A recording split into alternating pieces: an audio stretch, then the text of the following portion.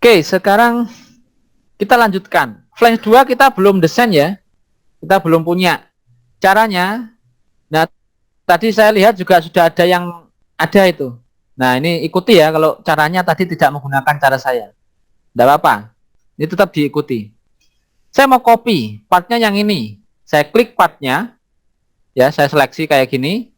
Kemudian di sini ada fungsi copy. Ya, di copy. Copy yang di copy flank 1, copy relationship, ya. Grounded new component tidak perlu di grounded lagi. Yang di grounded satu saja. Jadi tidak usah dicentang. Next. Nah, nanti dia akan masuk di assembly flanks. Kemudian flank 1 namanya yang baru akan flank 1 underscore cpy gitu ya. Tinggal di rename saja di sini, diklik. Ini diganti flanks 2. Oke, sampai sini oke. Boleh open in new window atau insert in assembly. Kalau tidak ingin membuka ya insert in assembly saja. Tidak ingin membuka partnya. Jadi insert in assembly saja. Ya. Oke. Ini sufiknya juga bisa digonta-ganti terserah. Misalnya inisial kalian, boleh saja. Tapi kan nanti tetap saja kita rename di sini gitu ya. Ini kita oke. Ini sudah jadi flange 2. Ya. Tinggal diklik dimanapun. Klik di sini. Oke ya. Ini sudah jadi flange 2. Tetapi belum tersimpan ini ya. Belum tersimpan sebagai initial part. Maka kita harus Ctrl S dulu. Ctrl S. Nah, initial save nanti otomatis dia akan menyimpan di .ipt. Kalau ini di yes kan ya nanti tersimpan .ipt, kalau enggak ya tidak disimpan. Tinggal oke. Nah, kalau ingin membuktikan dilihat file explorer-nya. Nah, ini dibuat jam 9.05 nih. Kelihatan ya?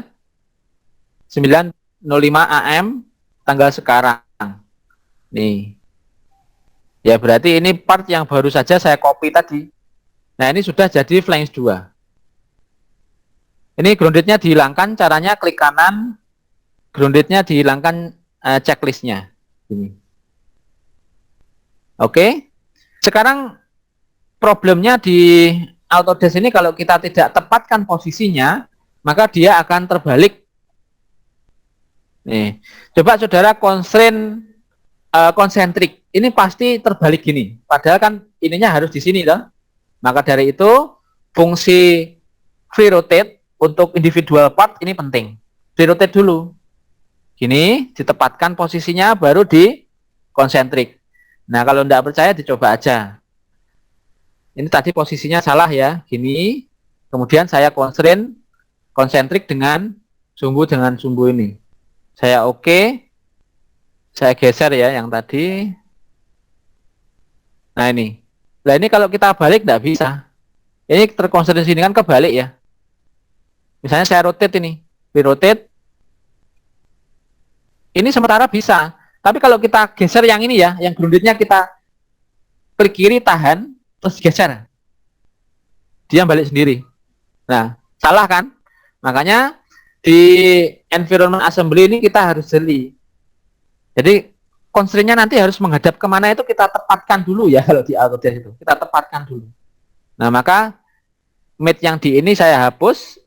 Saya klik kanan, delete. Oke ya. Maka itu ini harus dibalik dulu. Gini. Dibalik baru di constraint. Nah, constraint itu associated dengan antar komponen dengan komponen atau antar komponen. Jadi mate ini itu sebenarnya sama dengan mate ini. Ya. Mate 2 sama dengan mate 2 ini. Kalau kita hapus 3 yang ini, maka ini juga ikut hilang.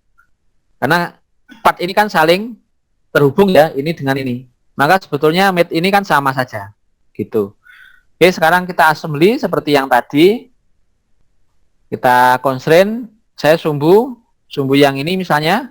Oh, atau saya pakai insert ya. Sekarang saya beda. saya pakai insert. Nah, pakai insert yang ini. Insert, kemudian yang di-insert mana? Yang di-insert ini, ujungnya yang sini ya. Dengan ujungnya yang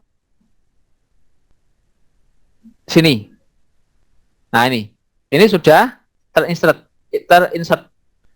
Kalau yang ini nanti kebalikannya ya, kalau yang ini sudah sesuai.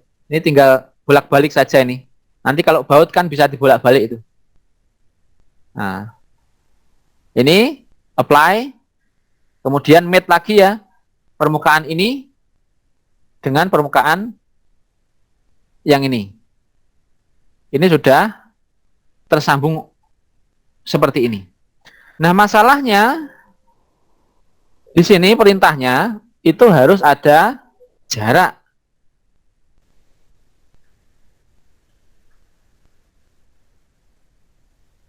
Tidak boleh sesumbu ya. Ini tidak boleh sesumbu. Ini harus naik sedikit ini. Naiknya berapa ini?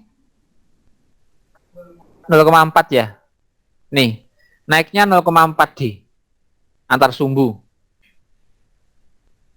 0,4 D itu berapa? Ada belum? 10 ya. 10 mili. Maka assembly yang ini dinaikkan 10 mili ke atas. Caranya gimana? Ya otomatis kalau kita sudah constraint insert, tidak bisa. Maka insertnya harus kita hilangkan dulu. Gitu. Insertnya hilangkan dulu, baru nanti ditarik ke atas. Nah, sebelum ke situ, tadi kan saya janji memberikan 2 contoh bagaimana cara mengcopy part. Ya. Oke, ini saya hapus dulu lagi ya. Saya copy part cara yang kedua. Saya delete. Di file explorer ini juga saya delete. Ya, file penyimpanan saya delete, shift delete supaya permanen. Oke. Ini flank 2 saya belum jadi. Saya mengkopinya lewat sini. Flank 1, ini saya Ctrl C, Ctrl V, saya rename jadi flank 2. Ini. Ya, ini jadi flank 2. Kemudian saya open di sini, saya place ya, saya place flank 2, saya masukkan sini. Ini flank 2. Ya, ini flank 2. Cuma kalau file explorer kelemahannya adalah propertiesnya itu masih flank 1. Maka kita harus rubah ini.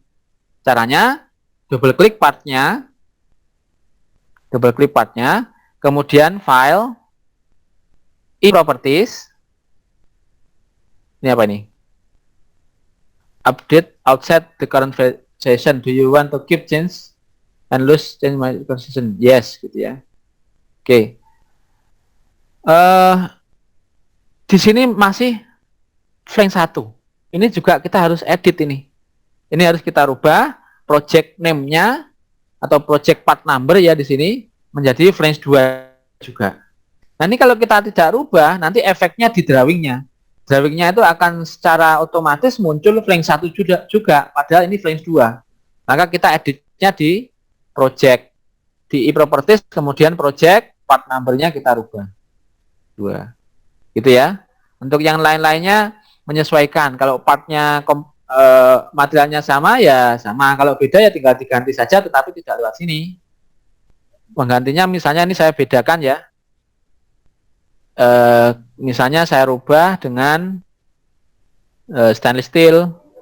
Ini saya Ctrl S.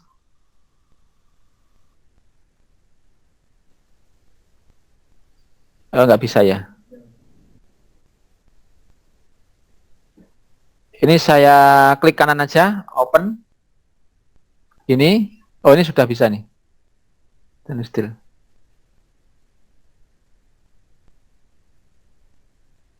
Iya, ini overwrite ya.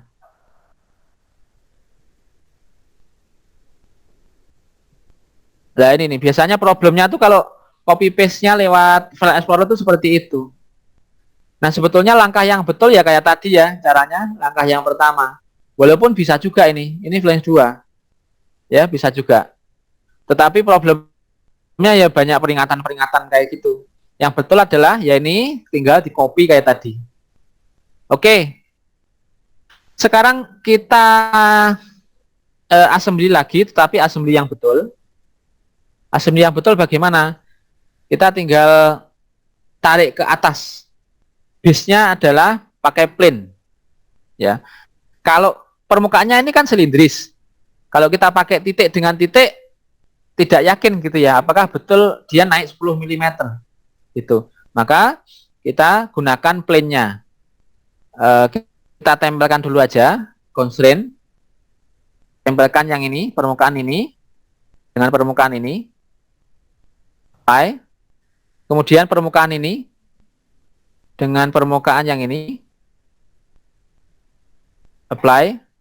Nah, kalau gini kan kita bisa geser ke atas ke bawah ini. Nah, ini misalnya nanti di atas ini. Caranya constraint bagaimana? Caranya constraint saya pakai plane. Plane-nya ini langsung di constraint ya. Atau kalau bingung dimunculkan dulu originnya. Origin dari plane 1. Yang ini, betul ya? Klik kanan, visibility-nya dimunculkan kayak gini.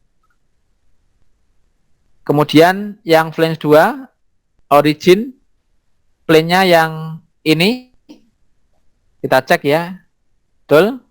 Nah, ini betul. Ini kita munculkan juga. Klik kanan, visibility. Ini cara yang pertama ya, nanti ada cara kedua. Kemudian, constraint seperti biasanya, constraint ini, plane-nya kan bisa di-constraint. Jadi, constraint itu tidak hanya permukaan part ya, tapi aksis sama plane itu bisa di-constraint. Sekali lagi, aksis sama plane bisa di-constraint. Ini diklik plane-nya yang ini, plane-nya yang ini juga saya klik, gitu ya. Ini kita kasih offset 10 mm. Offsetnya ini.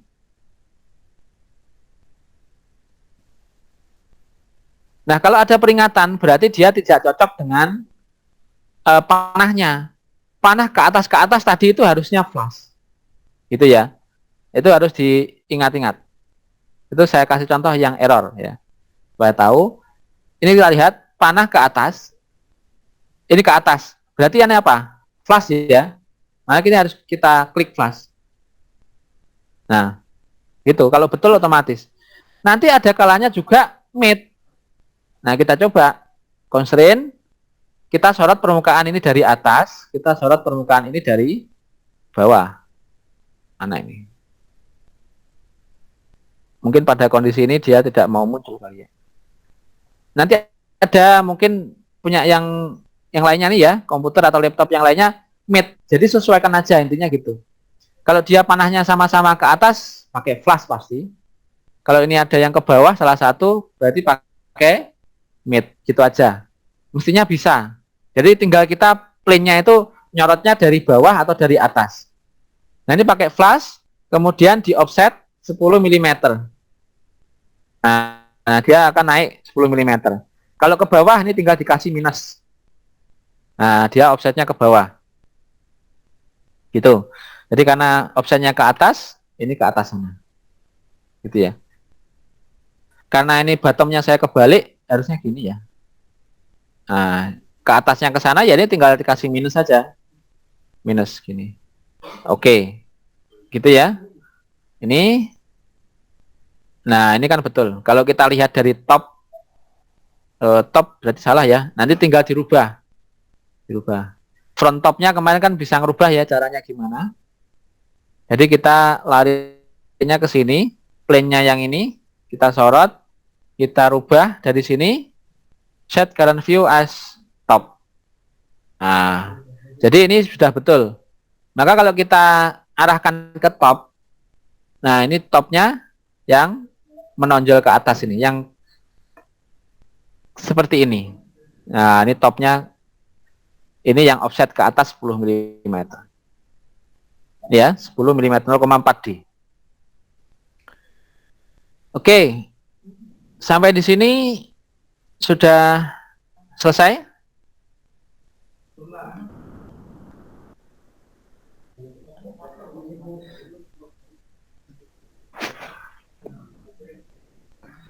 Saya tadi bilang ada dua cara ya. Ini cara yang pertama.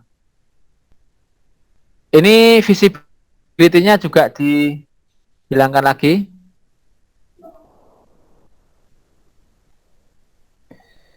Saya ulangi lagi ya. Ini flashnya saya delete.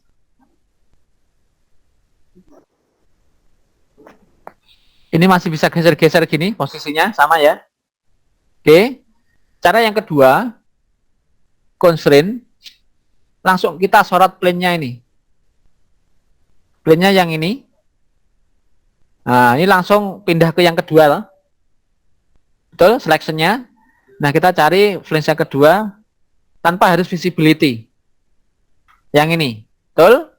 Diklik kalau betul. Nah, kita lihat arah panahnya itu kemana. Sama-sama ke bawah, berarti dia pakai plus. Nah, ini tinggal di offset 10 mm. Itu tanpa harus memunculkan visibility. Ini minus. Oke. Nah, kalau mau ngedit offsetnya, itu bisa di sini. Di flank 1 bisa, di flank 2 juga bisa. Sekali lagi, ini kan sebetulnya flash yang sama. Ini kita edit misalnya, oh salah, yang betul 20, ini kita edit 20 di sini, bisa. Ya, naik 20 mili. Ini kita edit jadi 10. Nah, editnya di sini ya. Jadi kalau misalnya ini belum ada offsetnya, kita kasih offset langsung di sini bisa, tidak harus di di ininya place constraint ini, tidak harus di sini. Ya, di sini bisa ngasih offset juga.